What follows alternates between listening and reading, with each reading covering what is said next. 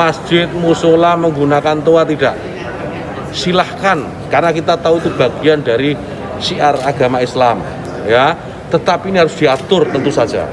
Diatur bagaimana volume speakernya gitu, toanya itu nggak boleh kenceng-kenceng, 100 desibel maksimal. Diatur bagaimana kapan mereka bisa mulai menggunakan speaker itu sebelum adzan dan setelah adzan, bagaimana menggunakan speaker di dalam dan seterusnya. Tidak ada pelarangan. Ini aturan ini dibuat semata-mata hanya untuk membuat masyarakat kita semakin harmonis, meningkatkan manfaat dan mengurangi mafsadat. Jadi menambah manfaat dan mengurangi ketidakmanfaatan. Karena kita tahu, misalnya ya, kita tahu di daerah yang mayoritas muslim, hampir setiap 100 meter, 200 meter itu ada musola masjid. Ya, bayangkan kalau kemudian dalam waktu yang bersamaan mereka semua menyalakan toanya di atas, kayak apa? Itu bukan lagi syiar, tapi menjadi gangguan buat sekitarnya. Kita bayangkan lagi, kita ini muslim, saya hidup di lingkungan non muslim. Ya.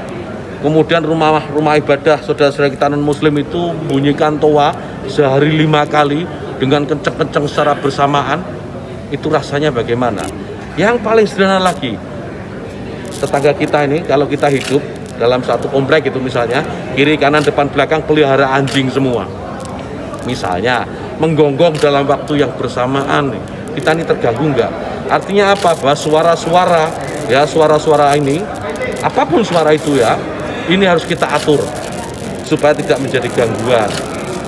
Ya, speaker di musola, masjid, monggo dipakai, silahkan dipakai, tetapi tolong diatur agar tidak ada yang merasa terganggu, agar niat menggunakan toa, menggunakan speaker sebagai sarana, sebagai wasilah untuk syiar, melakukan syiar tetap bisa dilaksanakan tanpa harus mengganggu mereka yang mungkin tidak sama dengan keyakinan kita, berbeda keyakinan, kita harus tetap hargai.